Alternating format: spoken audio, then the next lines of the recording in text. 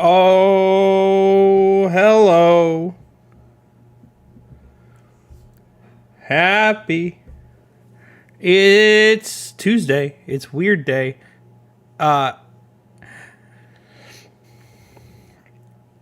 Is it a beach? Is it really a beach?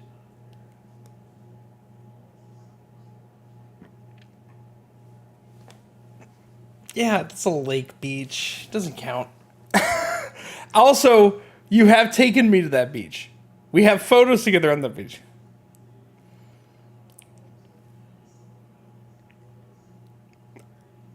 I have been to that beach. I told you. Okay, hold on. Emily's muted? Oh.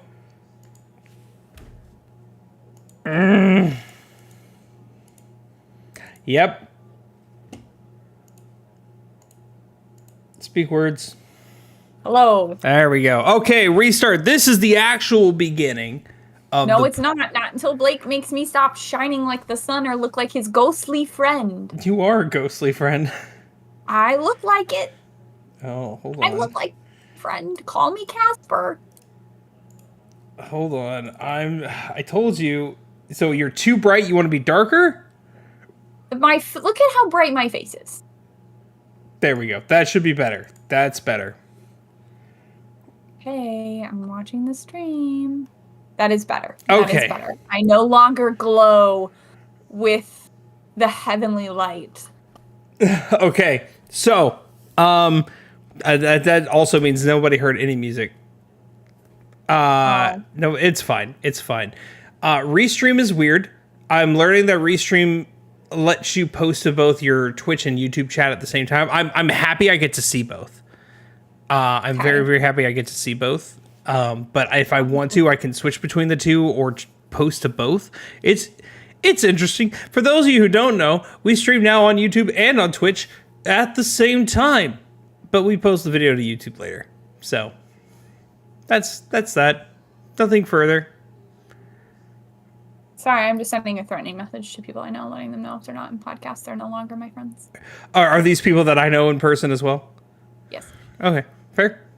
True. Tonight, we have some news. We have some exciting topics. Mostly, tonight was the start of Gamescom, and as Blake and I discussed right before this podcast started, neither one of us watched it because it started during the middle of a freaking Tuesday. Who was around to watch that? So first of all, the way you said tonight, you said it like Dracula. Tonight is how it came out. Why'd you do the Italian hands? It's Dracula. Dracula can't be Italian. He can't have garlic. He cannot be Italian. It could be Italian if you wanted. This is the worst vampire ever. No They're very garlic. similar accents, mamma mia. That's the spicy garlic. Oh no, I am a burning. I can't eat my own food. Oh no. It's a goal. Second, we haven't formally posted it anywhere. We will after this, but we also have news about our channel coming up. I don't know when we want to announce that. I'll leave that up to you. I just stopped listening to everything you said. Say it again. We also have news. Wow, Emily just ignoring me. We also have news about our own channel starting this week. It's nothing major. It's exciting. I think it's pretty exciting. It's all I've ever. Let me be clear. I have been asking for this since like December of last year, and we're finally doing it. I was like resistant to the idea, mostly because life is chaotic, but there's just too much happening. There's too much happening for us not to. But friends, here's the exciting reveal. After this week, we will be going to weekly podcasts, weekly episodes instead of bi-weekly. Yay! We have too many things to review, too many things to talk about, too many games to review, too much happening. So you can catch us here. Not daily, but we will be here weekly. We will be here once a week, not every other week. If one of us has to skip, there's always a fill-in that we can try to figure out. I guess that's something we never discussed. But I don't know if we'll be able to have any skips between now and the end of the year. I mean, you might be able to, guys, I have made a calendar for Blake and I through the end of the year. She has. Podcast. We have nearly every single week, aside from a couple one-offs here and there, almost every single week starting in September, we have a game to review. We have Star Wars Outlaws coming. We have Astrobot. We have Zelda Echoes of Wisdom, the Silent Hill 2 remake. Mario Party. Life is Strange, Dragon Age Veilguard, Mario and Luigi Brotherhood, Assassin's Creed Shadows, Tales of the Shire. So be here because we have so many games to talk about. My poor wallet is screaming. I know, my poor wallet, my poor free time. Oh my gosh, I'm not going to be doing anything else. So if anybody is wanting to help support our adventures, feel free to contact us for a generous donation. We have to become affiliates first. Oh, we can set up tips. We can set up tipping. This will help us get closer to affiliate. We still have to do the other stuff because that's still only 4 a month versus 7, but we can do that. I can do that easy. I'll get it done. Well, let's get into the news because we have a lot to cover today and not a lot of time to do it. Okay. First and foremost, outside of Gamescom, because that already started today, and we just briefly look at. Yeah. The Nintendo Museum was unveiled yesterday in a Nintendo Direct. Yes, it was. It looks sick. They have giant giant N64 controller, giant Wiimote, giant consoles that you can actually play there, that you have to play these games 2-player, and it looks awesome. Insane. I'm more interested. So, trip to Japan? Yeah. Huh? Trip to Japan? Yeah. Trip to Japan? Once again, if you want to help us pay for these ventures, we'll podcast in Japan. Yeah. I want to know how the Wiimote works. I want to know how the 2 Wiimotes work. So how large are we talking? How large are they? Okay, so if we're talking, the Wiimotes are probably as tall as I am, if not taller. Okay, so you're gonna need 3 people to hold and then the N64 controller and the GameCube controller and the NES controller are all they're all bolted in flat, but you need one person on the side touching the D-pad or the movement pad and someone else is pressing A and B. It's that big. They're massive. The weird thing is if you go in, you only get 10 tokens, which is not enough to play everything that they have there or experience every event they have there. So you have to go back. But I understand it because if you don't, someone's going to try to hog something, Yeah. This is not on the topic of the Nintendo Museum, which I very much want to go to. This is going to be a jump in topic. I'll bring it up later. It's too big of a jump. It's too big of a leap. I mean, that's the end of that news segment. If this is a news segment, bring it up. Do it now. Do it now. It's more of a question or an observation. Do you have any games that you've played so far this year that you think are Game of the Year contenders? It's funny you bring that up. I thought about that yesterday. I literally sat down and thought about it yesterday. I don't think there's anything that I would call Game of the Year worthy. My favorite games so far this year are remakes. I guess the closest you can get to being original, but it's not fully original, is Rebirth. It kind of breaks my rule, but at the same time, it doesn't, because it is not the same game. Just like RE4 remake wasn't the same game. Yeah, but you were against RE4 remake. Yeah, that's because I didn't. You were not on its side there. You were not. Yeah, I know, and that's why I'm it's. But plus, I understand now from all that. I've kind of flipped a little bit. I understand why RE4 was up there, and you telling me how it is a completely different game. It's not the same game at all. And Final Fantasy VII Rebirth is not the same game either. If I have to pick anything right now, it's probably Rebirth. So then I was also looking and coming up on our list of things that I think would be Game of the Year, where probably Zelda is going to be included just for the sake of including Zelda. If it's not, I bet it's going to be a great game, but Silent Hill 2 remake, I've heard incredible things about that, but then again, that's another remake. Astrobot, I think, can be I'm hoping Astrobot is that 3D platformer that brings 3D platformers back into the forefront I think it has a shot. If it is as good as we're expecting it to be, crazy. That's kind of part of our topic today. If it's as good as we expect it to be, I think it could be a contender. About that is, I don't know. I guess platformers, I just feel like there has to be some kind of story element to boost a platformer all the way up into Game of the Year. But I guess Mario Wonder was a Game of the Year contender. It was a contender. That's probably correct to me. But anyway, that was just something I was looking at, and I was looking because in December we have Game of the Year predictions and whatnot, and I was like, dang, I don't know if I have any so far this year that I would put in Game of the Year category. You know what? Paper Mario and the Thousand-Year Door remake. No, that is and that's where I think it should not count, because it's literally a 1-to-1 just with graphical improvements and quality of life changes. I completely agree. I'm just saying that's my favorite game I've played so far this year. It's because she hasn't played Persona 3 Reload yet. Another remake. It is a remake. What it's trying to be alive. That one also, I would say, does not deserve it. They added a lot of things, but it's still the same game at its core, from what I understand.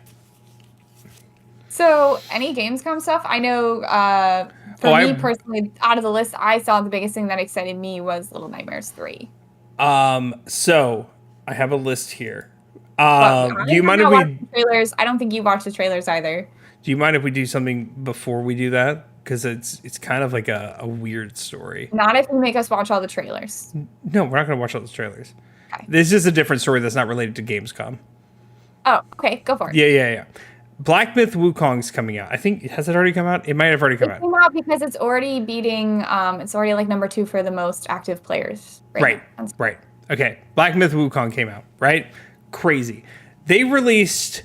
The developers released this, like, to-dos and don'ts if you're streaming the game.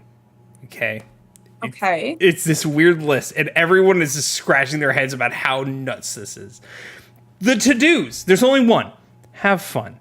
Or, wholesome. Okay. Great. The to-don'ts. Don't talk about, anything controversial. Don't bring up indoctrinating feminism. Don't bring up vaccinations or COVID-19. Don't bring up murder in a game where you kill things. What? Hold on. I gotta tell me what I can say on my stream and what I can't say. If I want to talk about COVID-19, I can talk about COVID-19. Black Myth Wukong. What are they going to do and don't streamer. Hold on, I gotta look at the exact list. Okay. No, what do they mean indoctrinating feminism? They don't want me to talk about feminism in general? Here's the exact list, and maybe this will help. All right. Do not insult other influencers or players. Okay. Sure. Understood. Fair enough. Do not use any offensive language or humor. Stop me. No. Freedom of speech. I can do what I want. Yeah. All right. Do not include politics, violence, nudity, feminist propaganda, fetishization, and other content that incites negative discourse. Wait. One of these things is not like the other. Fetishization and feminism are not the same, and I take great offense to them being included in the same sentence, as though they are of equal repute. No. Do not use trigger words such as quarantine or isolation or COVID-19. And finally, do not discuss content related to China's game industry policies, opinions, news, etc. Is this game made in China? I don't know. Who the developer is. Who's the developer? Hero Games. Oh, co-publisher. It's their co-publisher. That's their co-publisher who said Beijing. It. Yep. I was going to say this has to be made in China. Otherwise, why else would they say, don't talk about politics, don't talk about feminism, don't talk about COVID-19? This is abso-freaking-lutely. Oh, yeah. What a weird, That tracks. What are you gonna do? I get if they're a Chinese citizen, but what are you gonna do to some stupid American who's playing this game and talking about feminism? What's the move here, Hero Games? When I saw this, I was like, how's that gonna go for you? How's that gonna do for your game? How are you gonna uphold that one? How are you gonna stick to that one? That being said, I heard the game is fun. I heard it is actually decent. It's not a Souls-like like everyone thought it was going to be, and people are enjoying it. So it's doing okay. I can't speak on it. I don't know much about it. I didn't even realize it was coming out until I saw this. So yeah, that's that big news. Now we can go to Gamescom, which I have the list up here. You said Little Nightmares 3. You watching again just because we didn't actually watch it? I mean, we're just gonna talk about some highlights that are on the list that we're gonna watch later. Okay, go for it. You said Little Nightmares 3, which shockingly, that one. I'm not seeing this on here. Oh, it's upcoming. It hasn't even happened yet. They haven't even announced it yet. It's happening tonight. Maybe not then. Yep, they have not announced Little Nightmares 3, but it will be announced. There is a remaster. I guess it's a remake of the first Goat Simulator, which is interesting. It's like a visual overhaul to look like a PS5 game. Goat Simulator are the biggest memers of the game industry. Like, they released Goat Simulator 3 and never released a Goat Simulator 2, and they just copied the Dead Island trailer for it, and I think that's hysterical. So I know Goat Simulator fans. I also got the Platinum Trophy for Goat Simulator this year, so if that tells you anything. They, of course, re-announced the Persona 3 Reload expansion, which comes out next month, which is another thing I need to add to the list of things I might have to talk about. But they also... They announced that an optional boss fight, Joker from Persona 5, will be in it. I want. I mean, it's very cool, but like, I don't get the thing. Is he going to be like a villain? No, he's just like one of those. It's just so in Persona 5, 4, and 3, the optional boss fights is you fight the attendants. Like in 5, you fight Caroline and Justine as optional. In 4, you fight Elizabeth, and in 3, you fight Margaret. No, that's backwards. Huh? Just for fun? They're considered the hardest bosses in the game. No, I mean, but like... Yeah. What's the story incentive? Are they just like, hey, fight me? For Caroline and Justine, the incentive was like figuring out who they really are and how strong they are apart and not realizing they're one person. Spoiler alert. For Persona 3, I don't know why for 4 yet, because I haven't done it yet, but for Persona 3, Elizabeth is trying to experience the world and understand the world a little bit more, and after you do all these fun, crazy things with her, she's like, I'm going to see how this goes now. It's mainly for the people who want a hard RPG fight. Right, fair enough. I'm trying to see anything else before the really big one. Oh, yeah. Microsoft said that after Indiana Jones comes to Xbox, debuts on Xbox, it will be coming to PS5. Okay. So That tracks. I was wondering, because they actually, remember, this had to be like 6 months ago, maybe more, when they had that conference. And they announced like 4 games were coming to PlayStation, and they were saying Indiana Jones was not going to be one of them. Mm-hmm. We're going to get Starfield at some point, too. No, it is. We're going to get Starfield at some point. I won't pay money for Starfield, though. I probably will, because I want to try it again. And hopefully they... You're going to pay for Starfield twice? I didn't pay for it the first time. Remember, I paid $10 to play it for 1 month through Xbox Game Pass, and then I canceled Xbox Game Pass. Okay, fair enough. So I paid $10 for a $70 game. I'll give you that one. Civilization 7 was announced, which I think is the first Civilization in quite a long time. Civ fans, I haven't ever touched it, so I don't know. I know our good friend Crazy G loves Civ. Civ's it's got a massive cult following. People love it. And finally, I guess the biggest announcement of today, and this doesn't, it's not for Emily because she hasn't played any of them. Borderlands 4 got a teaser trailer. I have not played any of them. That's true. That is an accurate statement. I have played Borderlands 1, 2, and a part of 3. Borderlands 2 has one of the greatest villains of all time. Handsome Jack is a 10 out of 10 villain. His name is Handsome Jack? His name is Handsome Jack. I love that for him. Look up Handsome Jack. Look up Handsome Jack. He is... Borderlands 2 is going to be, like, hard to follow up with. It's one of the greatest looter shooters of all time. You don't like the shell I shaded don't know if handsome I Jack? call him handsome. He kind of looks like a younger William Dafoe. What's wrong with Willem Dafoe? You know, William Dafoe's fine, but I don't think he's that handsome. Well, his name is Handsome Jack, and he's one of the most interesting villains in. People write essays about him. No, I believe he's interesting and he's cool. I mean, I guess in the game he looks. He doesn't look the same in every photo. Some he looks a lot worse than in other photos. He's an interesting person. I think if you liked FPSs or looter shooters, I would recommend you play Borderlands 2. I just don't think it's going to be for you. FPSs or looter shooters. Yeah, it's not going to be for you. Specifically. It's very goofy. Oh, I guess we can talk about that. The Borderlands movie came out and it flopped hard. Yeah, who didn't expect that? Who didn't expect? The best part that I've seen about it is that there's a scene where they're all opening up a hatch, right? And you're looking, like the camera's facing up from the hatch to where you can see them all looking down into it.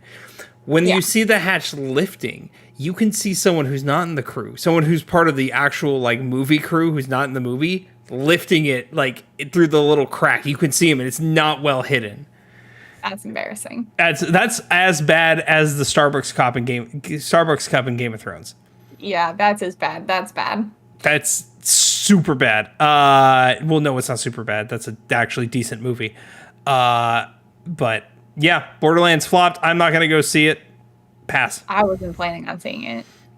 I thought about it and I was like, I like the Borderlands games. I'll give it a shot if it reviews well, and it did not. People just go see Twisters instead. Jeez. Or go see Deadpool. Talking about. Go see Deadpool and Wolverine, Emily, and then we'll talk. I don't really want to. Oh, see, I don't want to see Twisters. You've never told me you don't want to see Twisters. You never told me you don't want to see. This is for the people in chat who may be listening. This is not a case of Blake has told me consistently he does not want to see Twisters, and I've just been trying to force him to do it. He's never looked me in the eye and say I don't want to see Twisters. He's like. He'll be like, oh yeah, like at some point, or like I kind of want to, or like he's never like looked me in the eye and been like, I don't. I actually, so the truth is, I don't know enough about it to be like, I gotta go see that movie, other than Emily's word. So maybe, but yeah, it's everyone I know personally who has seen it has given it like a 10 out of 10. It's got like a 95, something like that, like viewer rating on Rotten Tomatoes. Are we talking Grammy? Grammy? Not Grammy. That's music. Oscar. There's too many of them. There's the Emmys. There's the Tonys. There's the Grammys. There's the Oscars. For different things. I don't know if it's Oscar worthy. It's just a really, really fun time. It's like one of those movies that makes you happy to go to the theater again. It's not 3.5 hours long. Thank God. It's like an hour and a half of fun. It's country music and Glenn Powell and storm chasing and silly goofiness. And the first point was not a selling point. That was actually a negative on the movie. Country music? Yes. I liked the soundtrack. I'm not the biggest country music fan, but I thought the soundtrack was pretty fun. I will say I'm enjoying the country music resurgence, like the a bunch of different genres meshing with it. So you got Post Malone who's doing it. Bill Murray just did it.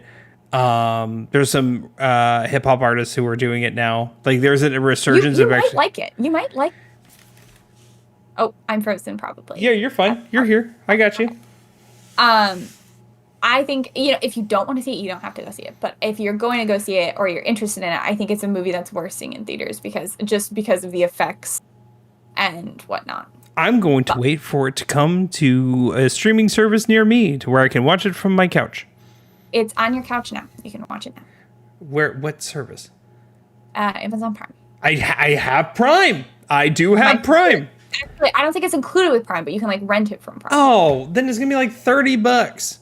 My sister bought it day one off of Prime, and my whole family has rewatched it since. You nerds. She texted me, she's like, yeah, I bought it, and I was like, great. And I sat down that evening and watched it for the third time. Count that. 1, 2, 3 times I've seen this movie. It is going up there with The Mummy for me in terms of all-time faves. I did see Deadpool twice only because my dad did want to see it, so me and my brother took him to see it the second time. Fair. I will watch Deadpool at some point. Honestly, I just have such a burnout on superhero movies, specifically ones with the multiverse. Like, I'm kind of over the multiverse at this point. And this is because I'm in the same boat as you. I'm over the MCU. I'm over all that. I only want to watch the ones I want to watch, which is why if a Spider-Man movie comes out, I want to watch it. If Deadpool comes out, I know it's going to make fun of all the nonsense they're doing, and it does. True. Like, I do really like Deadpool still, and I still will watch it. I think everything I just saw about the movie was lots of like the cameos and the multiverse, and I was like, okay, we're doing this again. If it makes you feel better, they're making fun of it. It is making fun of it. I will watch it. I plan on watching it because I love the first two Deadpool movies. Anyway, we should get to our main topic because we're 25 minutes into this podcast and we haven't started talking about our main topic. Have you ever played a game that you excite for and it suck? Why use many word when few word do trick? Is that what we're doing? Is that what's happening? It's in the mix of like that and Car Salesman is where that was going. Fair enough. Yeah, we're talking games that we were incredibly excited to play, and for one, we just let us down. And we're not talking about like objectively bad games or games that were viewed poorly. We're talking about games that we personally felt were let down for what we expected and or wanted for the level of hype that we had for them. I have 3 of mine sitting right next to me on my desk because I own them. 1, 2, 3. I have 4. Oh, you have 4 of them. 1, 2, 3, 4. Yeah. So I'm going to let Emily show her because I don't have that we've already discussed, we don't know each other's list except we both knew we were going to have one of the same. Okay, I'm going to let you guys know. We're going to start with that one, and Emily has a copy of it. I got rid of my copy. I just dropped all my Switch games. I'm glad I didn't hear it, but my God. No. I thought you were going to yell at me. It was so loud. No, because Discord's good about blocking out any sound that's not human voices. Actually, where is my Mario Odyssey? I don't know if it's here. That's my game that you just picked up. I said Mario Odyssey. I didn't mean Mario Odyssey. That's the one I was looking at. I own it. I don't actually know where it is at the moment, but the first game. Start with the lowest hanging fruit because Blake and I both had on our list, and it's something we've talked about probably on podcasts. We've talked about it with our friends before. It's a very obvious pick, Blake. Yeah, we're talking about Origami King. It's Paper Mario and the Origami King. The biggest letdown for me in the last 5 years, probably. I'm going to start with this. At the start, beginning this game, in the first couple hours of it, it was enjoyable. Like, it did feel like a breath of fresh air. It had humor. It had some cool mechanics. But my God, did it get repetitive. It got repetitive and boring, and the story got lame. I'm going to disagree with you there. I don't think the beginning was fun. Okay. I don't think any of it was very good. Mostly because, at its core, Paper Mario was an RPG game. You had companions. It was turn-based mechanics. You had health points. You had power, like magic Flower points. power, baby. Flower power. There's a lot of strategy that went into what can I do. You had badges that could add certain effects. And it really was a strategy game of figuring out how you could do the most damage in your turn and then avoid taking the most damage. And they kind of just tore that all out and inserted a slide puzzle that was not interesting or complex. They got rid of companions. They pretty much got rid of the heart of the combat system. And the gameplay was just... So, see, it was a gimmick. And when I say it was fun, I don't mean it was good. I don't think the beginning was good. I think it was fun at the beginning because it was a gimmick that got me, that I got bored of real quick, right? I don't like puzzles. I didn't think it was fun. I thought it was interesting at first, and I thought they could.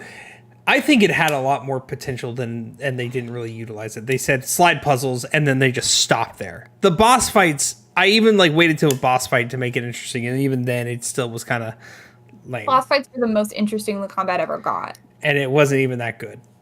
Another thing was that the Paper Mario, its kind of claim to fame, aside from being an RPG, a turn-based RPG, was the charm. in humor that the game had. And if you played Origami King, you're probably very aware of the fact that every side creature and character that you could have was gotten rid of for the exact same looking toad. They all have to be toads, and they all have to look exactly the same. They all have to be red. They ripped the charm right out of the game. They ripped the charm, they ripped the mechanics, and you were left with something that looked like Paper Mario, but did not act or function like Paper Mario, and was just very hollow in everything that it was. One piece of credit for the game. It gave me one thing that to this day is one of my favorite things ever. I know what it is, just say it. Telescope Toad. Telescope Toad. Dude, Telescope Toad was 10 out of 10. The game has essentially toads hidden all over the world that you have to find. Once again, it's toads because we don't have anything else in this game other than toads. Yes. And they're hidden. Some of them look like grasshoppers and whatnot, and you have to find the various toads. At one point, you can go up to a telescope and you can look into the telescope, and all that's on your screen is blackness, and then the like hole where you should be looking through the telescope, and all you see is a toad's face right up close and personal to the telescope because that's where he's stuck. And it's very funny. There are light moments of humor and charm in the game. It didn't lose all of it. There's not much though. Very few and far in between. That's the only one where we're gonna have an agreement on, I think, or I have a mesh. I think we might. She might say something I might agree with, but it's not on my list. I think you've only played one other game on my list, and I don't think it's going to be on your list. Okay. The other three I know you haven't even played. So. Do you want to go first? Do you want me to go first? I'll go. Okay. This is in no particular order, FYI. Yeah, mine is in no particular order. I'm kind of working up to the biggest disappointment, but not really. So my next one is Life is Strange 2. Yeah.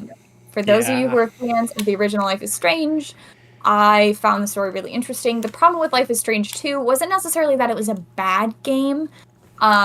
It's just that the hype after the first game was so big, and then it was one of those game developers that was releasing chapter by chapter. And so you got one chapter of gameplay, and then you had to wait maybe like 6 months for the next chapter, sometimes over a year. And I think that the story was incredibly slow moving. It was not a very interesting story to me, quite frankly. And then when you had to wait 6 months to a year between chapters, at some point I just lost interest and I stopped playing because it wasn't fun. It wasn't fun. It was nothing. It didn't live up to what I thought the first game was. It wasn't interesting. It felt like a cash grab to me. Yeah. I mean, there was interesting concepts in the story, but honestly, a dog died at one point, and I was like, okay, am I stopping playing now? And then, it came out when I was living in Japan, so I really wasn't playing games much in general, but I remember waiting like 7 months for the next chapter, and then when it finally came out, I was like, I don't really care. I'm not going to play it. I think, too, like, it did the episodic chapter thing at a weird time because it was kind of dying out. You have it for indie horror games, and it kind of makes sense for things like Ban. It makes sense for things like Poppy's Playtime. I get it for those things. But for Life is Strange, it didn't really make any sense for them to do it. That was a Telltale game thing. It was a huge Telltale game thing in the 2010s. They did it with The Walking Dead, which is one of the greatest Telltale games of all time. It just didn't make sense. I get it. Did you play the original Life is Strange? Yeah. It kind of made sense in the original Life is Strange for me because, like, every chapter kind of ended with a big cliffhanger, and, like, the time in between the chapters kind of built that suspense I felt, or, like, kept you wondering and wanting to come back.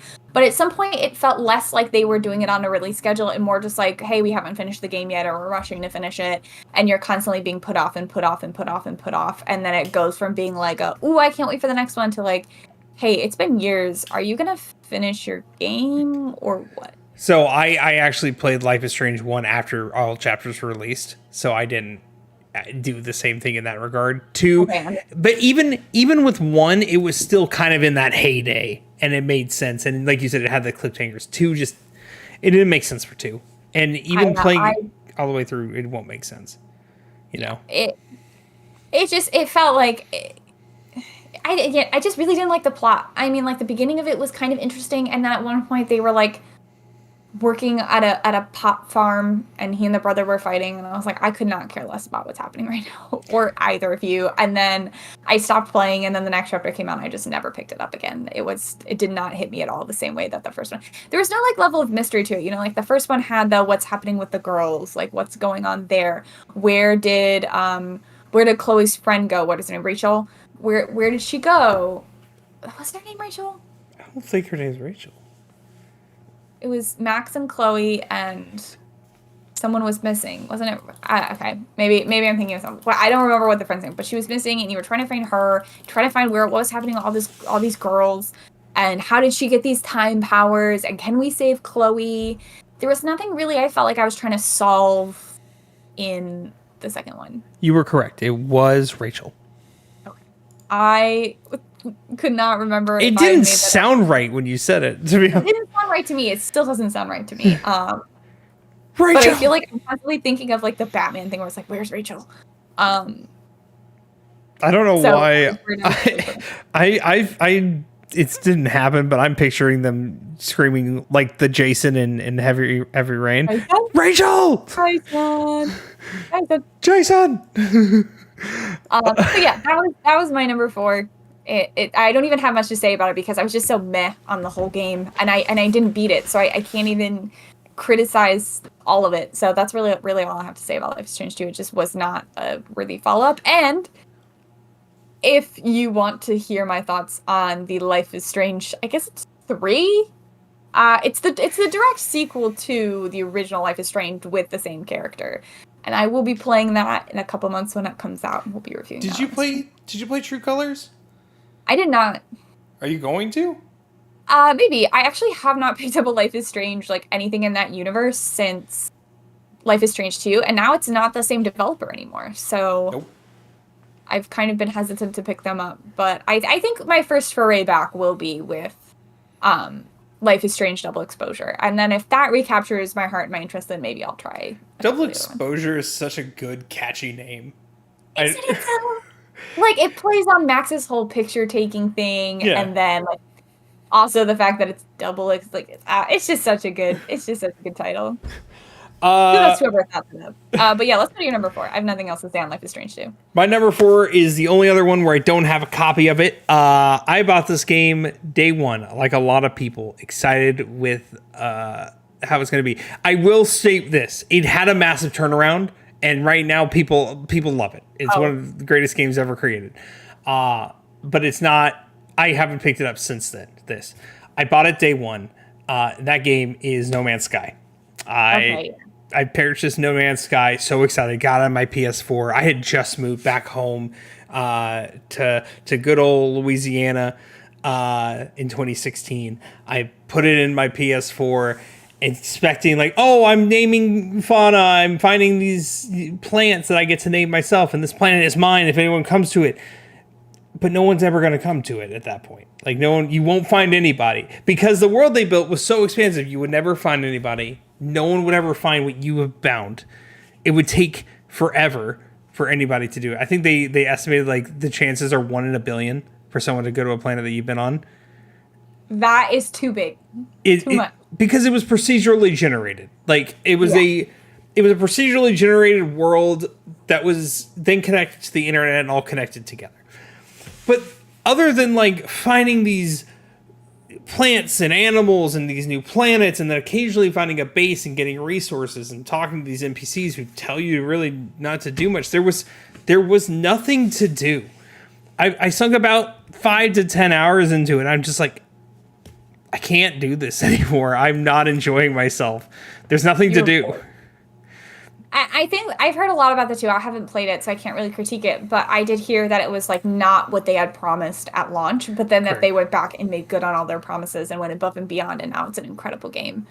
People still play it. Like to this day, people now adore this game. You can find your friends, get on with your friends. There's so much to do now. There are things you can fight now. Way more places to go. It sounds incredible. It left such a sour taste in my mouth. I haven't touched it. I haven't touched it since. I don't know if I'm going to. I don't really have a need to anymore. It's a better Starfield than Starfield. because I can fly to each planet.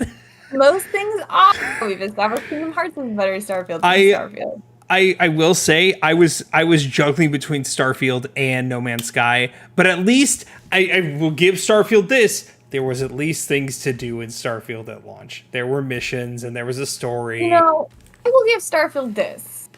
It didn't claim to be more than what it was. I mean, like, they were very clear from the beginning, you won't be able to fly to planets. Like, the planets are going, like... I mean, like, I think, what was it, right after it released, or they were like, well, yeah, space is empty, but the astronauts didn't find it boring, so why would you find an empty space boring? So they were very upfront about what they did and didn't have in the game, so I guess there's that. There's a certain level of trickiness to what No Man's Sky did in the beginning, even though they've corrected it and made it right. And I think that, like you said, you did never went back to it. It can turn a lot of people off. Yeah. That's my number 4. The rest I have in a pile right here, and I'm not going to show what they are. I will give you a hint. One of them is a PS5 game, one's a PS3 game, and one's a 3DS game. I'm going to get mine out, actually, now that we're sitting here. I keep seeing my Mario Odyssey on her pile. You guys can't see it, but I see my Mario Odyssey copy. That's not one of them. It's not one of them. Oh, I will be so mad. I wasn't excited to play Mario Odyssey. Let's be real. I've been looking forward to Mario Odyssey. I wouldn't have waited until 2024 to play it. I would have played it in 2017, maybe 2018. And now she just needs to play the actual JRPG game that I gave her that is right up her alley with a deep story. Okay, so my number 3, I own it. This is a game I wish I didn't own. I have not played it since I originally touched it, like, years and years ago when it came out. And I was so looking forward to it. And they've actually made more in the series since. And it is, of course, the unofficial sequel to Until Dawn, Man of Medan. Yep. I was so excited for this game. Me and my friends played Until Dawn in 2014 when it came out.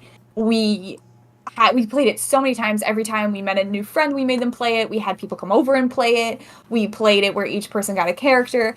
And the story was so good. The characters were fun, but, like, cheesy. Like, they were all cheesy. The dialogue was cheesy, but it worked for it in the kind of, like, it felt like a teenage horror slasher movie that you were getting to live through. Mm-hmm. And you had 7 characters, so you had lots of chances.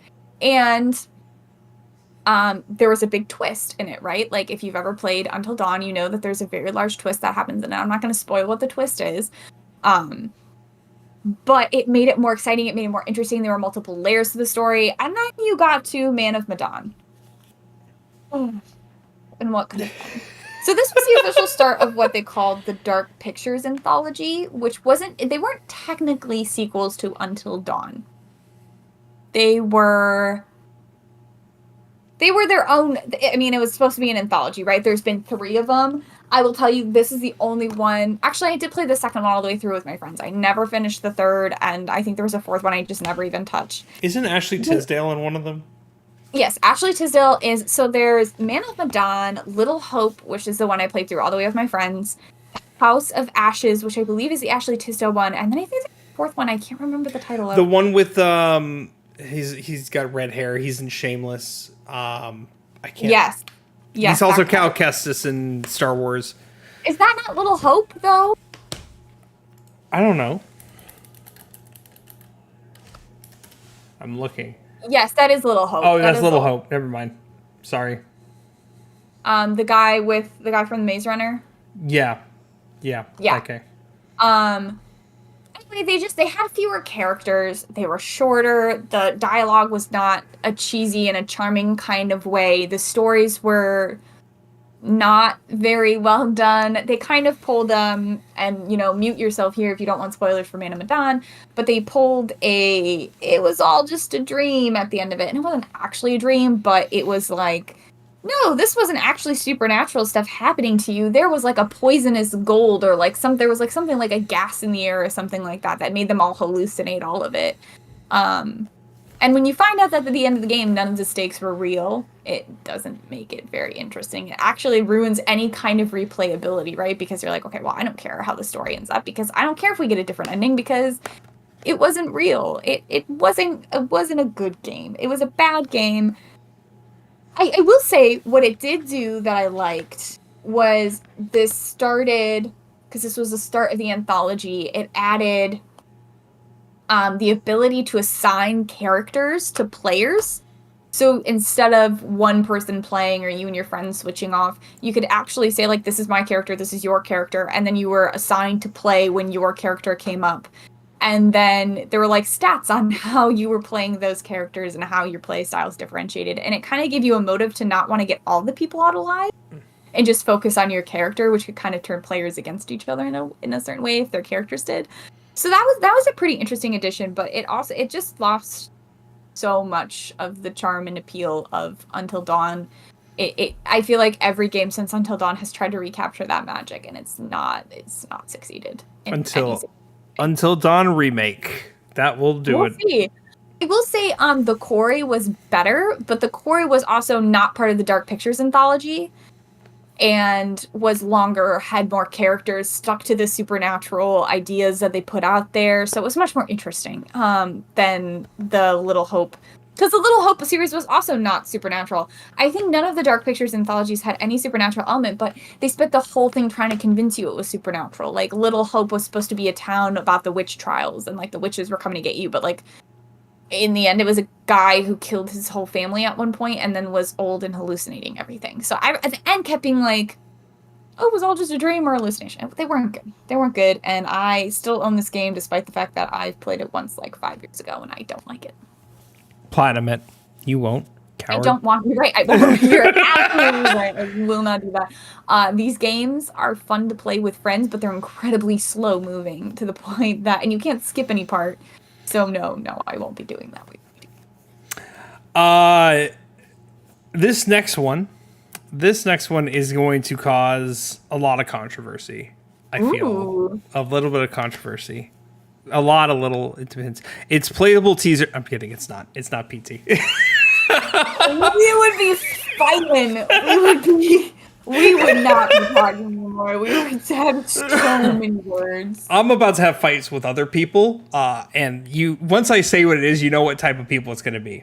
It is the only handheld. Well, I guess Origami King is technically handheld. It's the only DS, 3DS, Game Boy, whatever you want to call it, game on this list, and that is Pokemon Sun and Moon on the 3DS. Oh, I can't add anything to this conversation.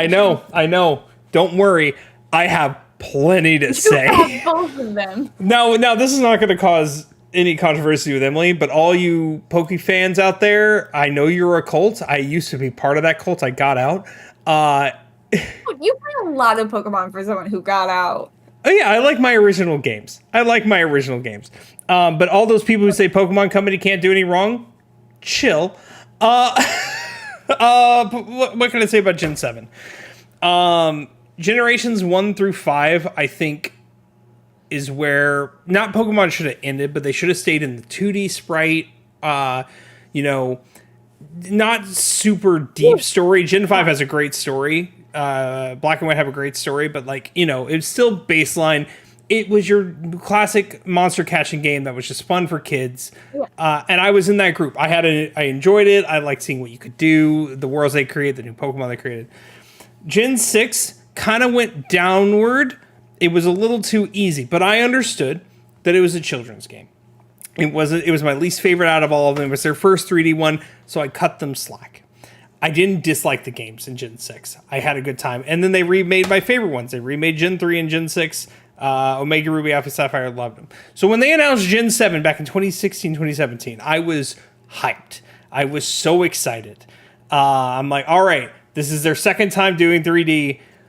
Or technically third. Let's jump into this and see what they do. I have never beaten. These are the only Pokemon games I've never beaten.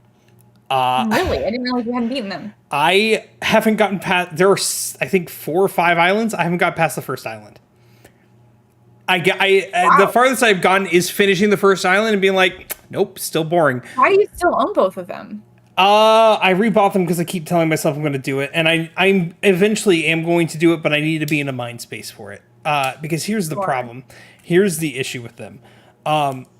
When you play the original Pokemon games, Gen 6 I'll kind of leave out of this, but it's not as bad, but it's still an offender. original Pokemon games up to Gen 5, there was not a shit ton of dialogue. Like, it was very baseline. Whatever dialogue was there was quick, gives you the premise of what's happening, you fight, or you learn something that's happening in the world. The evil team's doing this, whatever. It was simple. Within the first island of this game, I swear there's probably like 4 to 5 hours of just cutscenes. Non-voice cutscenes. Pokemon had that much story to it. Exactly. That's the point. I don't jump in. I play, if I want that, I'm going to play Kingdom Hearts or I'm going to play a Final Fantasy. I'm not going to go and play a Pokemon game for that much dialogue. On top of that, it's still, I understand it's a 3DS game. It still looked like garbage. It still did not look great. It ran okay. It did introduce more character customization. Gen 6 had some character customization. Gen 7 had a little bit more. I'll give it that. Some of the Pokemon were interesting. But even still, there was just so much talking all the time. There were points, and this is my biggest gripe with any game, especially story game, where you're in a cutscene and then you take 2 or 3 steps and then it literally says, stop, here's another cutscene. It's like, we could have just done that in the same cutscene. Just elongate that cutscene. There's nothing worse than making me take 2 steps thinking I'm free of this hell when I'm not. I'm done, let me go. I want to go. Another cutscene, buddy. I want to go catch. I want to go catch my little monsters. From what I understand, they did. Pokemon has always done this thing where they actually stopped at Gen 6 and Gen 7. They did something weird.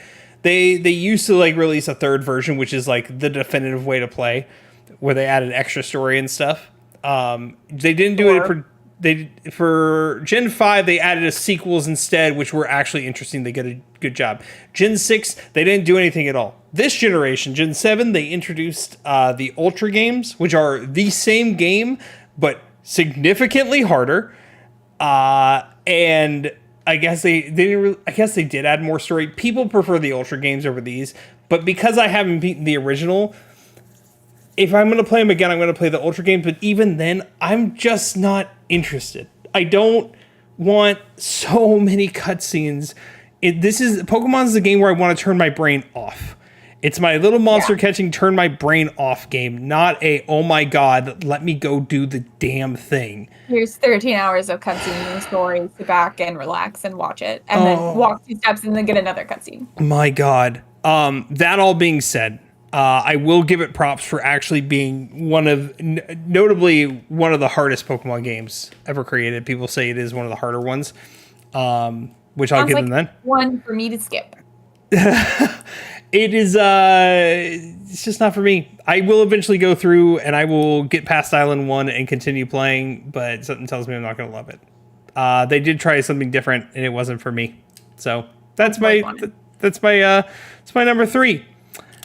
Good pick. Yeah. I have to ask, is that a game that a lot of people know because you said that was going to be controversial, so most people do like the game. So no, when it first released, it was widely disliked, but like a lot of Pokemon games, they're widely disliked, and then all of a sudden, years later, people will praise and defend them. Yeah. I won't lie, I was that way for Black and White, for Generation 5. I didn't like them when they came out, and then I grew up and played them again and listened to the story. I'm like, okay, this was kind of dope. This was actually really good. But yeah, for Gen 7, it's not it. There's always also those Pokemon Company can do no wrong, Game Freak can do no wrong, that still defend Scarlet and Violet as broken as they are. So trust me. People are insufferable. Yeah. Things can be bad. Things can have critiques. Things can improve. It goes along kind of on the part of people who are like, don't remake the game, it's perfect as it is. And then they show like a cutscene from like 1997 and you're like, you don't think this can be improved at all? Don't be stupid. You can like it, but don't tell me you don't think there's room for improvement. I saw people arguing about today about Silent Hill 2. But people like, why did they change the combat? And then it showed like a cutscene from 1997 or whatever time the original Silent Hill 2 came out. This guy was wielding a giant sword and trying to hit the guy, and he went, hit. Yeah, it's a slow.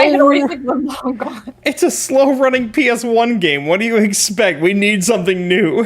That's my point. And then people are like, it was perfect. What do you want? And they're like, it's not fun to dunk on old games. Like, news is not always better. It's like, no, but also don't say things can't be improved. It's Silent Hill 2, I lied. It's PS2. It's a PlayStation 2 game, not a PlayStation 1 game. But still. And soon to be PS5. And Emily will be playing it. So I will be. I'm very excited to play it. I'm very excited to finally step foot into the world of Silent Hill outside of the playable teaser. I've never played any of them, and I really want to. They just haven't been very accessible to me up until now. AKA, they haven't been pretty enough. I don't own the console to play the original Silent Hill 2 on. What did we build you? A PC. Did you know it runs on PC? Like playing games on PC for long periods of time. I will play indie horror games and stream on them. I don't want to sit on this uncomfy chair. I don't have a fancy gamer chair. I have an uncomfy chair. I don't want to sit here for 8 hours. Okay. It's not a comfy chair. Okay. Is what you're not understanding. Okay. Oh, leave me alone. Oh, also, why would I pay money to play a game that's gonna come out in a month and it's gonna be prettier? Oh, no. And smoother. It just was accessible. Now you don't have to, but it was definitely accessible. Okay, yes. If I went on my PC and I bought it, I guess it was accessible. It wasn't accessible in the way I wanted it to be accessible. It was not just a graphics thing, but it also is a graphics thing. I don't care. I don't care if this is who I am. I like things that look nice. Okay? I love calling Emily out. No, I play Ocarina of Time, you guys. That's an ugly game. That has fairies with nipples that could cut glass. Okay? I'm not the here 3DS version. only for aesthetics. The Ocarina of Time 3DS game looks significantly better than the N64 game. And it's the same game. You know, the 3DS one looks weird to me, but that's just because it's not as wonky as the Nintendo version. Oh, yeah. It's the only one I've ever played. But I'm telling you, if they release I've seen people do, Unreal Engine remakes of Ocarina of Time, I'd so be there. I would so be there. I will play ugly games. Does that mean I don't want them to be prettier? No. Okay? So don't come at me for liking pretty things. Who doesn't like good graphics? Leave me alone. Just because they couldn't do better in the PS2 era doesn't mean we have to not like things. I said one sentence and Emily's going off on her tangent. That's why I like calling Emily off that one. I will not feel guilty for liking nice looking things. I will not do it. No one said you had to. Talk about my number 2 game now. It is Emily's number 2. I'm talking about my number 2. This is a pretty game. This one I really struggled with whether or not to put it on the list because objectively I really liked the game. I liked the gameplay. It was fun. I had a good time playing it. I've nearly platinumed it. I'm just missing the online trophies, and online trophies are stupid to have in a platinum. If you're against me, you're wrong. You should not have to have online play in a platinum. That's just the fact. Specifically for story games. If it's an online only game, then it makes sense. Yeah. But if it's a single-player story game, I should not have to do any kind of shooter mode with other people or, in a different thing to get the... Anyway, it's Resident Evil Village. Oh, color me shocked. So this was one I really had to think if I wanted to include, but I could not include it. Mostly because, again, like I just said, I've played all of it. I've played it several times. I've nearly platinumed it. It's a lot of fun, but it's a disappointment in the sense that each of the sections were really short. There wasn't some very interesting puzzles. It was very much a Resident Evil 4 remake before the remake. They were like, what if we did Resident Evil 4 in 2021 and then release the Resident Evil 4 remake, and back to back, it just becomes obvious how they're the same game. Your main character goes to a small European village to save a girl and goes through trauma. I mean, they're very, very similar games. Counterpoint. Ethan is not a bootlicker. You're so right about that, which brings me to my biggest disappointment with this game. And again, spoiler alert. So just be warned, Ethan dies. And this was the biggest disappointment to me because my first Resident Evil game was Resident Evil 7, and I loved Ethan. I thought he was a really fun main character. And this brings me to, if you watch our podcast, and Blake and I he knows this is coming up. One of our future topics of discussion is going to be the past versus the future in terms of video games and like stories and series that go on for a long period of time. And that was inspired by me adding this to my list and being frustrated because, for those of you who are familiar with the Resident Evil series, they did games 1 through 6 were the same main characters. It was Leon, Chris, Jill, Claire, etc. And then 6 bombed really hard, did a really bad job, and they kind of stopped making games for a while. And then when they came back, they said, this is a soft reboot of the series. We've got a new enemy, we've got a new story, we've got new main characters. It's going to be first person instead. It's going to be more of like a survival horror. And that's when they gave us Ethan. And Resident Evil 7 was kind of instantly hailed as a cult classic. Everyone really liked it. Resident Evil started getting really popular again. New fans, old fans all came back. And then when the new fans came back, we got the Resident Evil 2 remake and the Resident Evil 3 remake. And they started boasting the Resident Evil 4 remake. And then 8 was just like Resident Evil 4. And then what did they do? They killed Ethan to make Chris the main character again. And that was incredibly frustrating for me. If my friend... My friend who introduced me to the Resident Evil series, if she is here listening, which I know she's not because she lives in South Korea, she would be screaming at me right now because she didn't want the series to introduce main characters. She's very happy to have Chris be the main character until the end of time. Gross. But as someone who's looking at Resident Evil 9, probably starring Chris or Leon again, I'm just really bummed. I'm really, really bummed that they introduced these interesting new characters and then they just killed them off to bring back the same characters. Chris is like 65, dude. You gotta let him go at some point. You gotta let him go. I will say this, Capcom, if you're listening, I will give you a crisp $20 bill if you kill off Chris Redfield and give Emily Carlos. Please, that's literally, just give me someone a little different. I'm so tired of Chris and Leon and Jill. Or Jill. I would take Jill again. We have not seen Jill. She had a snippet in Resident Evil 5, and we really haven't done much with her. Just I'm so sick of Leon, and I'm so sick of Chris, and the fact that you had this fun and Ethan, dude, that dude went through so much in Resident Evil 7, and then he had a child that he did everything to save his daughter, and then they killed him off in the second game he was in, just so they could bring Chris back as the main character. And that just felt really lazy, and it felt like they used the Ethan plotline to get people reinvested in Resident Evil 7, and then once people were reinvested, they said, see, here's the old stuff again. See, we knew you'd come back. And I personally was really disappointed. I was very unhappy with that ending. So I loved the game. I loved it. Wasn't my personal favorite because I'm not a big fan of the Resident Evil 4 style, which this was. I know most Resident Evil fans are a fan of that style, but it's not for me personally. I much prefer the style of 2 and 3 and 7. But the biggest letdown was getting to the end of the game and having to kill Ethan. Shouts out 7 for not ruining Louisiana, Cajun culture, like the actual Bayou culture. Did a decent job. Yeah, they didn't ruin the Bayou culture. Of course there are old bug ladies in the Bayou. Of course it's contaminated. Of course there's giant shipwrecks with molded people in them. That's exactly what the Bayou is. Haven't you ever been? Emily? Don't like the Princess and the Frog Bayou, with the little fireflies. Emily, no. Darugaru gonna come for you. I know who he is, and I'm not afraid of him. Darugaru, all right, Cher. Darugaru coming for you. I'm not afraid of him. All right, Cher. He's not real Bayou culture. Marguerite from Resident Evil 7 is real. Oh my! Says the woman from the north. Moving on to my number 2. I am going to leave the last 2 games I just realized are published by the same publisher. Crazy. Oh, wait, what does that say? I'm going to leave the more controversial one for last. This one is less controversial because everybody agrees that this game is bad.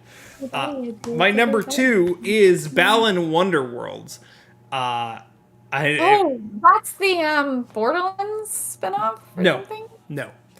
Balan Wonderworld was from the trailers. There wasn't a lot of press on it, just mainly trailers. From the trailers, it looked like a new 3D platformer with some interesting mechanics. You got to change your style. There was a bunch of puzzles and everything. It was very flashy. the characters looked at least well, the main character, the one you saw, looked decent. Like in all the trailers, all you saw was this guy. That's all you really saw was this guy. I'm looking at a photo of this man now. Why does he look like the hat from Odyssey if he became a full man? You know what? You're not wrong. Are you gonna tell me I'm wrong? Are you gonna tell me I'm wrong? Yeah, you're right. You're 1,000% right. Like, I was so stoked. Like, watching the trailers hyped me up. And then I saw reviews come out, and it was not good reviews. And I'm like, okay, you know what? I'm not gonna let the reviews. This is back in the time where I trusted reviews less. It was only like 2 years ago, 2021, 2022. I was like, I'm not gonna let the reviews sway me. I'm gonna give this a shot. Yeah. I again didn't beat this game. It is very slow paced. It is very bland. It's not a platformer. The like abilities you have are very, very they're a shell of what they could be. You can become a spring. Ooh. You don't jump very high. Great. A bubble? Wonderful. The powers are kind of just lame. Everything is slow. Everything is lame. There's not a lot of enemies. The things you have to find are... The best part is when you find the main guy and you watch him do his weird fancy trickery. And I don't even know why he was doing that. Even worse, I don't remember what they're called. I haven't played it since 2022, 2021, whenever I played it. There are these little, like, I guess they're like chickens or something you collect. And you put them into this machine in the hub world, which is an ugly hub world. And they don't tell you what they do. They just tell you to do it and you keep doing it. And it says, oh, you failed. It's like, what was I doing? They don't explain anything. Dude, chickens. It was so bad. So I looked it up because I'm looking at photos of it now. And aside from this man clearly being the Odyssey mask as like a humanoid, which is upsetting, I'm seeing two photos that are really sticking out to me. One is a person in a pig costume, and the other is a person dressed as like a little kangaroo. And when I clicked on this review to find out more information about why this person was in this weird pig costume, the caption for the photo that came up was more like furry wonderland, right? And that's all I need to know about this one. Yeah. It's a bunch of costumes that give you powers, and they all suck. They're not fun. It's lame. Bad. I'm looking at these cutscenes. It looks bad. It's so lame. Oh my goodness gracious, it's so lame. There's nothing else to really say about it. Square Enix really dropped the bag. They did not care when they published this. It looks like Sonic graphics. It's not. I thought it was done by Sega too when I first saw the trailer, and then I'm like, oh, it's Square Enix. That's weird. It was made by Balan Company. I'm sending you a photo right now. You can share it with chat if you'd like. Why are his hands like that? Hold on. This is like Kingdom Hearts feet level, but for hands. Yeah, nope. I also noticed that. Hold on. You guys can see it. I like that. It's hideous, dude. It's awful. It's weird. I don't like how big they are. I don't care. That's also the machine where you put. They're not chickens. There's those little circle things. You put them in that giant wheel machine. And it's like you failed. It doesn't say you failed, but like you don't know what I don't know what I'm doing. It doesn't tell me what to do. Give me a sign. Okay, that's it. Okay. There's not a lot to say. I was stoked for something I knew nothing about, and it did give me like a circus ticket kind of in there as like a little like you bought it physically. That's fun.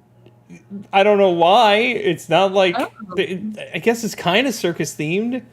It is. No, it's definitely circus themed. Oh, I mean, like in terms of characters, sure. In terms of the world, not at all. I was gonna pull up Mario on. Yeah, okay, wait. I just want to like compare. Can you pull up a photo of that man? I would just like to compare the hat for Mario Odyssey with this man. Oh yeah, no, 1,000%. I mean, Cappy's original form is it's the same. They're just the same is the thing. They're just the same is the issue. I'm not saying Balan Wonderland ripped off Mario Odyssey. I don't know which came first, but it's not even Balan. This is the worst part. It's not the worst part, but it's still pretty bad. It's not even Balan Wonderland. It's Balan Wonder World. Wonder World. Oof, okay. I hate that name. Emily, what is You're number one. Once again, no particular order. Oh no. I feel like this one should be kind of obvious. Hold on. No, don't say it. Don't say it. It's been a long time coming, boy. Should I know what it is? You and me, that's my whole life. Oh, it is. No. You had to know this was coming, right? Like, you had to know I this didn't think it was that bad on your list. I'm calling my brother. You had to know. And, like, here's the thing. Again, this list isn't objectively bad games. And it's not games that we think were bad games. Just games that let us down and disappointed us. All of mine have been pretty bad. Except for one. I would argue, like, Madame Madon, Origami King were generically bad games. But like, I feel like a lot of people like Life is Strange 2. And Resident Evil Village is a really good game that a lot of people really liked and are really happy with the direction it's going in. But the story was a huge letdown for me. It was a big disappointment. And Tears of the Kingdom kind of falls under the same thing. I think it's a very well-made game. I think there's a lot of really good in the game. I think if you're into building things, this is a great game for you. But I can't deny that, and, you know, again, maybe this is my own fault. Maybe I should not have speculated so much. Maybe I shouldn't have built up the hype so much. Maybe I should have just not tried to make all of the lore connect in the way that I did. But going into this game, I had a lot of really big ideas about what this game could do. Notably, like, there was a lot with the symbol of the Ouroboros, which means, like, the beginning and the end. It's the cycle. And so there was a lot of ideas that this was going to be about the reincarnation cycle and potentially ending the reincarnation cycle. There was a lot of ideas that this was going to tie back to Skyward Sword, which, as all of you should know by this point, is my favorite Zelda game. Maybe.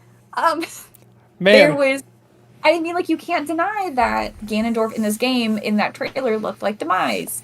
And there was just a lot of ideas. The Sky Worlds, people thought it was going to tie back to Skyloft, and I was really looking forward to the lore connecting overall and branching the timelines together, perhaps. And if you want to hear me talk more about how this story kind of disappointed me in the end, you can go to our first 2 podcast episodes where we talked about this game in great depth and detail. I'm not going to rehash it all now because, like I said, we've done it before, but obviously, it didn't live up to what I thought it was going to. It was a very run-of-the-mill, not at all interesting story to me, quite frankly. They reused all the same cutscenes for every single dungeon. All of the stages were the same as the champions. The story was very predictable. There was nothing new or interesting. There was no plot twist. There were, like, 2 good cutscenes and 2 really good moments. And Blake knows what they are. They're in the middle of the game and at the end of the game. Start in the end. But for all the build-up that everything I thought this game could have done and would have done, it didn't do. And again, maybe that's my own fault. Maybe I should have not gone so deep into what I hoped the game would be, and then maybe I wouldn't have been let down. Maybe I should have just waited to see what the game was before I got excited. But either way, I can't deny that it was a major letdown for me in terms of story. And I'm also not big on building things, so that didn't really excite me either. But I had some really cool moments, but definitely, and for me, this is the most recent one too, because Life is Strange 2, Madame Madon, Origami King are all, like, games I played years ago. Even Resident Evil Village at this game is years ago, but this one was last year. And it was ranting about this game that inspired me to text Blake that we should start this podcast. So I can't deny that it was a big disappointment. That made me love Tears of the Kingdom more because it got me to do this podcast. So fair, that is a good reason to love it. It doesn't deny that the story wasn't very interesting. And now the podcast is weekly. Thanks, Tears of the Kingdom. You are a saint through and through. You just have a better middle story. So livid that you inspired this. So I guess that's a good thing. I love the gameplay of Tears of the Kingdom, and I love the beginning of the beginning cutscene and the end cutscene. But I will, once again, I'm with you. Those middle cutscenes. There's one that the getting of the Master Sword cutscene is very good. Oh, that one's also good. Again, spoilers, the reveal of Zelda as the dragon was very good. The end is incredible. Goosebumps, chills, all of the works. The rest of the story is incredibly Awakening Ganon was really dope too at the beginning. You can't deny going into that temple. At the beginning, but then he didn't do anything. We're not going to delve back into this. Yeah. But I guarantee you, with me and I promise you, I can almost guarantee you that whatever Zelda game comes next, and I don't know if we're counting Echoes of Wisdom in this, or if we're waiting until the next mainline Zelda game, I can almost promise you, the Zonai are not going to come back. Which just no, they won't. Me that they were a useless thing to add, and they should have used a species like the Sheikah or the robot species from Skyward Sword that they already had, if they were just going to introduce these things, to not care about them. I don't like it. Okay, sorry, I'm done. We're not. If you want to learn more, if you want to hear me talk about this for hours, watch the first 2 episodes of the podcast. We talk a lot about it. We're going to talk about it again in a few weeks. Oh, yes, we are. Yeah, which I think we should bring back our special guest for that one because she wanted to be a part of that. If you're down for that, but we'll talk about that later. Enjoy, we'll see. Okay, cool. My number 1, and this is probably the first. Oh, yes. No, sorry, I was holding up my finger for number 1. Oh yeah, my number 1. And this one is probably the first memory I have of being disappointed about a game release because this is the oldest game on this list. It is another Square Enix published game. And that is Final Fantasy 13. I thought you were going to drop a Kingdom Hearts title in here, but no, I considered putting Recoded on the list, and then I said maybe that's where you were going. I decided not to because, yeah, I don't want to even give it the spotlight. Yeah. Anywho, yeah, Final Fantasy 13. Final Fantasy 13. Backstory: 13 came out. I think it was 2011-ish. I can't remember the exact year. I had played Final Fantasy X not long before this. I had played Final Fantasy VII. I had played Final Fantasy IV. I had played Final Fantasy VI. I was on this Final Fantasy high. I loved 7. I adore 10. I will kill for 10. 10 is wonderful. Most people adore 10. There are some people who really hate it, but they're wrong. I played about 10 hours, maybe 7-ish hours of 10. 10 is very long. I will say 10 is very long. Because there's a lot of grinding. 4 is good. 6 is not my favorite one, but it arguably has the best story I've ever played. Besides the point, I played all those Final Fantasy games, and I was in love with the series that I had been introduced to. And then I'm like, oh, they're releasing Final Fantasy 13. It's a new Final Fantasy game coming out on the PlayStation 3. I'm going to do it. I'm going to pre-order it, and I'm going to love it. Yeah, no, it wasn't it. Why wasn't it? What did it lack? Yeah. So it was, most Final Fantasy games have some form of linearity, but it's not like so linear that it's more like open area. I wouldn't call them linear. I call them open area. Like the area you're in is open. Actually, even further, older Final Fantasy games are mostly open world because once you unlock stuff, you can go there wherever you want and go to different places, right? Just on a different scale. Not like the massive open worlds we see now, but you're walking on this map, you go to wherever you want to go, etc. You had more freedom of movement than was normal for the time. Correct. Final Fantasy VII had something similar. And then Final Fantasy X, it kind of got rid of open area, but it wasn't that bad. Final Fantasy 13 is what I like to call hallway simulator. No. It is that linear. It is incredibly... Hallway simulator should be reserved for horror games. It is the only game on this list I have beaten. Interesting. It is a hallway. You are most of the time just going on a straight line or going in the same path where you can't deviate. Sometimes they give you a little open room, but it's not the same. I hated that. I hated every minute of that. The combat system.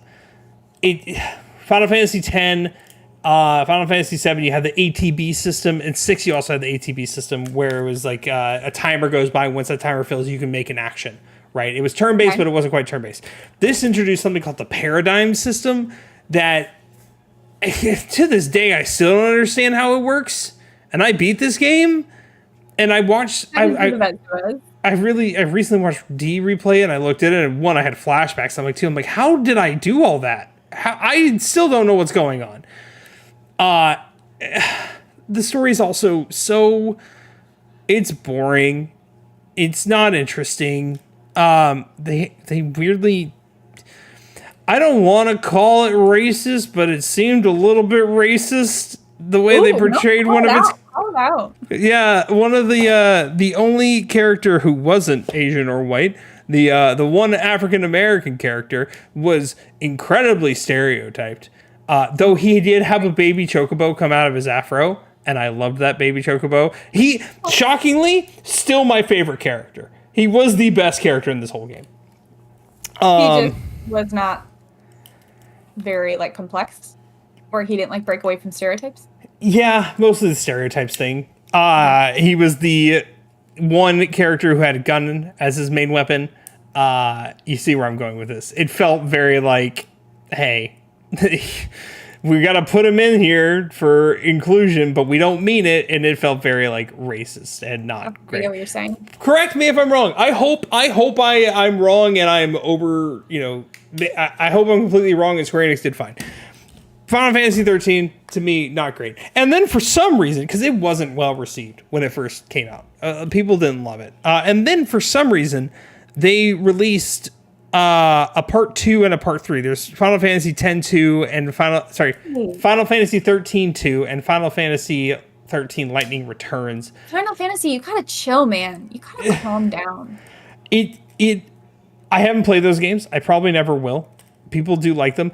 Final Fantasy 13 is having a weird, like, cult classic resurgence. People are like, oh, it was actually really good, and you guys just don't know it. No. Y'all, it wasn't fun. It wasn't a good game. Saying something was, like, actually really good, you just don't get it. It's like, that's how games work. If I didn't have fun and I didn't like it, I didn't think it was good. Like, that's how a lot of people were about, like, some Resident Evil games and whatnot, of being like, no, it's actually the perfect game, you don't understand. And it's like, no, because I didn't like it. And therefore... I didn't like it. That's all there is to it. I didn't like it. Didn't people not like RE5 and RE6? Like, RE5 and RE6 were, like, the worst, too. RE5 and RE6 were really bad. They did not do well. And RE5 especially, there's been a lot of debate on whether or not they're going to be able to remake that one. I think that's why any news of remakes has stalled, because the entire basis of Resident Evil 5 was incredibly racist. You play as Chris... going to an made-up African country and murdering tribes people and just killing Africans like crazy. We're not going to go deeper into that one. Incredibly racist. And so there's been a lot of controversy on if they can even remake that game, because how do you remake that game in 2024? How do you put that out a second time? How do you put that out? How do you put that out the first time? I don't know, man. I don't know, but it was hailed as okay because there was some like co-op. It was the like main co-op Resident Evil game that a lot of people liked, and there were some like interesting characters. But oh boy, that one was. Because we don't want to end on a negative note, we do have some honorable mention of games that actually impressed us when they came out. We weren't expecting them to, like games that we weren't excited to play or that somebody wanted us to play. And we were kind of like, eh. And then when we played it, we were like, oh, this is actually really good. Em, I'll let you go first. I have 3 honorable mentions. I also have for 3. This category. The first I played during COVID, it was Fire Emblem 3 Houses. I never played a Fire Emblem game before, and my friends were playing it during the beginning of COVID, and they said, you should play it. It's turn-based. You like turn-based things. And I really was not interested, but I loved it. I loved that game so much. It was a ton of fun. I liked the turn-based combat system. I liked all the choices you got to make in the story. I liked the recruiting characters and friendship levels with the characters. It was such a fun game. I had a great time with it. I still need to play it. Don't yell at me. Please don't yell at me. It's a fun game. It is a long game. Like, I get it. It's a 60-hour game. It's going to take a while to get into, but it's also like it started a lot of conversation between me and my friends, because based on the house you choose, there's 3 houses, you get a different plot and a different story and a different ending. And me and my friends chose different houses, so we had a lot of conflict on which house was the correct house in the war. And there was a lot of fighting about it. Just tell me a color. Blue. I chose blue. Okay, good to know. They both chose red. I will not be choosing blue.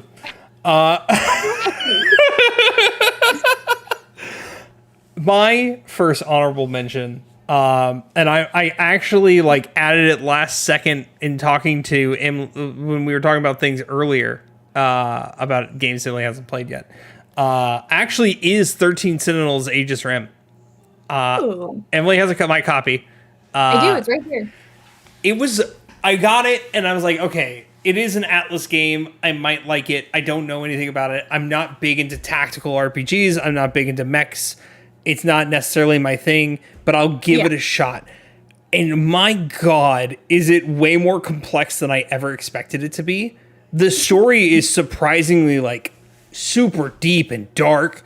The combat, I played it on easy mode. The combat wasn't necessarily my favorite part, but I didn't dislike it either. Like, I wasn't bored with it. I wasn't like disappointed by it. No, I thoroughly enjoyed it. The story just, oh my God, it's still like to this day, So it you were blows me surprised away. by how deep the story was, considering it's Atlas. Not, I wouldn't want to say necessarily like, because I don't think it was Atlas developed. It's not Atlas, it's Atlas published.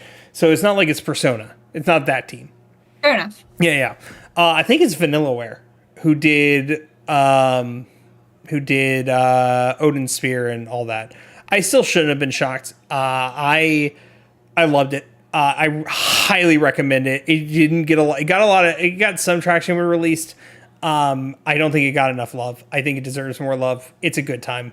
It's a very interesting story. And You have it right here with me. I plan on playing it. the nice thing, if you get bored of the mech combat, like it's broken up into like, here's like, okay, here's check out the story, here's check out the mechs. You have to obviously do both. But like, okay, I did all the story stuff. All right, let me go do these 2 mech things real quick so I can unlock more of the story. Like, you're not doing both like all the time. So yeah, it's interesting. Your next one. My next one, it's not that I thought this game was going to be bad. I just didn't know anything about it. It was kind of an impulse purchase, and that is Ghost of Tsushima. I bought this one when I was looking for something to play. I think I bought it right when it came out because it was like on the feature of the PlayStation Store. I didn't know anything about it. I hadn't heard anything about it, but I was like, it looks fun. It's in Japan. And so I kind of just bought it on a whim and played the first 2 hours with my friends and was like, I guess I'll play this. And then it's now one of my top 10 games of all time. It's incredible. It is something that it did Assassin's Creed better than Assassin's Creed does Assassin's Creed. So, yeah, it's a near perfect game, if not a perfect game in my opinion. Emily also pushed me to do it. She pushed me to play Ghost of Tsushima. It's worth it. It is good pick. It is a great game. I would push anybody to play Ghost of Tsushima, if just to like get on a horse and pet foxes and travel around the beautiful landscapes of Japan. It was incredible. Even the combat was just so good in it. Even the combat. Like, the story is so good. Yeah, and I think it also had been a long time since I had played a like single player that had a really good story. And not like a RPG where like you can make your own choices. Like, it had a couple choices, but not that many. Like, this was like a strict story, and I sometimes I need those in my life. And so, yeah, for a game that I knew nothing about that I just randomly purchased for it to be one of my top 10 games of all time, definitely a big surprise. It's illusion of choice. My next pick is actually going to be a game called Bravely Default for the 3DS. If you don't know what Bravely Default, this is a Square Enix published game. Crazy. Another JRPG. Who would have thunk? The whole premise of Bravely Default, it kind of went back a little bit to the original Final Fantasy style where you pick each character's class. You have a red mage, a black mage, a white mage, a fighter, whatever. You picked everybody's class, but it had something called the Brave and the Default system. The way that it worked is that you could either, on your turn, you can either do something called default, where you're guarding, but you don't attack, and you build up default, which means the more default you have built up, the more consecutive attacks you can do in one turn. Or you can do something called brave, which is essentially the opposite. You can attack up to 6 times in one turn, but then you have 6 turns where you can't do anything because you have to auto default to get back to it. It's a very risk and reward based system. So the combat itself was already interesting because it was doing something different. I have the second one, and I have, weirdly enough, the second one's called Bravely Second, and then they released a game called Bravely Default 2. So I haven't played either of those, but they're on my list. Which one's the true sequel? I think Bravely Second is connected to Bravely Default, and the Bravely Default 2 is something completely different. I think it's like its own thing. Okay, interesting. I haven't played either of those. They're on my list. I really want a remake of original Bravely Default. The story is incredible. The main villain, and at one point, the main villain of Bravely Default and Donald Duck were the most powerful mages in Square Enix history because they both could use Zeta Flare, and they were the first 2. They're not anymore, but yeah, just so you know. Just for a bit. Story was incredible. The system was incredible. I loved it. I loved every minute of it. So, Your last my one. last one. This is not a widely loved game. This is a game I love widely. That sounded wrong. It's true. It's true. Not a lot of people love it, but I love it deeply. And that is Mass Effect Andromeda. Yep, here it is. I had seen my roommate play a lot of Mass Effect in the time that we lived together. It did not seem like my kind of game. I had seen a lot of the original series, and I don't like shooters. Don't really care that much for space. And I was like, it's not my kind of thing. And I was even there the day she bought Mass Effect Andromeda, and still was like, not my kind of thing. And then, like, a year later, she reached out to me, and she was like, I really, really think you personally would like Mass Effect Andromeda. And so I promised to give it a shot, and now here we are. I've played it 4-5 times. It is one of my favorite games. It is, and I know, again, it's not a widely loved game. It wasn't the best received game, but who cares? I love it. And yeah, that was a big surprise to me, considering I had seen a lot of Mass Effect, and I knew a lot about Mass Effect, and I played it on casual mode. So I hardly had to do any fighting, but I love the story. I love the characters. I like exploring the different worlds. Everything about it just hit right for me. It was a good one. I still need to play the Mass Effects, and I still haven't. Please, both you and G don't kill me. I'm not even like... I mean, like, I don't really care that much, because quite honestly, I know you're going to have to... I know you're committed to playing all 3 of the trilogy before you play Andromeda. So I think it's going to be 5 years at least before you ever even get to Andromeda. And then if you do, I'm worried you're going to be so ingrained in the first series that you won't like Andromeda like most people, and then I'll just be sad.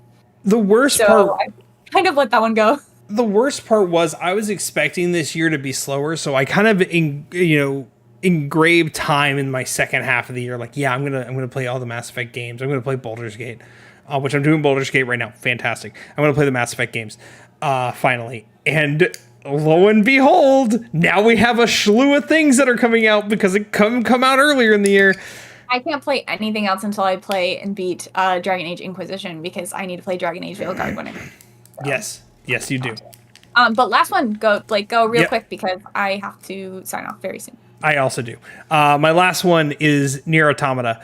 Wow, Blake has a theme tonight, everyone. Yeah, I apparently do. Nier Automata. I played Nier Replicant. I played a little bit of Automata, but I didn't really get into it because I didn't understand it. And then I played Replicant, which is a remake of the first. I'm like, okay, I really like this. I'm gonna jump into play Automata. And Automata, once I actually like sat down and played it and understood how your replayability and all that, the story, once again, another heavy story game. It blows you away. It gets you invested in these characters. At first, you're just like, why am I invested in these things, in these characters, in these androids? What's the purpose? And then it clicks. Like, all this stuff happens. You're like, oh my God, why do I care about these characters? Why are they killing me like this? It is very emotional. I did cry at the last 2 endings. Oh. It is very, very, very hard to get through. Not hard. It's very sad. I highly recommend it. Play on easy mode. If you just want the story, play on the easiest difficulty. It's worth it. Remember, there are multiple endings, so after you beat it the first time, you just boot up the new you press new game, and don't worry, it will do everything for you. You don't have to do anything special to get another ending. It does everything for you. Yeah, play it. Play all the endings. It's 100% worth it. It does very, very good job with its theming too. I think it's one of the best themed game in terms of how everything in the world interacts to what's going on, even if it is just robots and androids. Like, play the game and you'll see what I mean when it comes to theming. Yeah, and that's my last one. Tell us your most unexpected games that you loved and hated. Leave it in the comments. Yeah. What were your biggest letdowns? What games were you most excited for that failed you? And what games did you give a chance that you didn't really have a lot of hope in, or your friend gave it to you and you're like, ugh, I really don't want to play that game, but my friend told me I really need to play it, so I guess I'll play it. And then you actually found you loved it. Another one for me was Persona 5. Yeah. I didn't think I was going to like that game, and then Blake made me play it. You're welcome. We will be back next Wednesday. Next week. No, there will be no after party today. No after party today. No after party.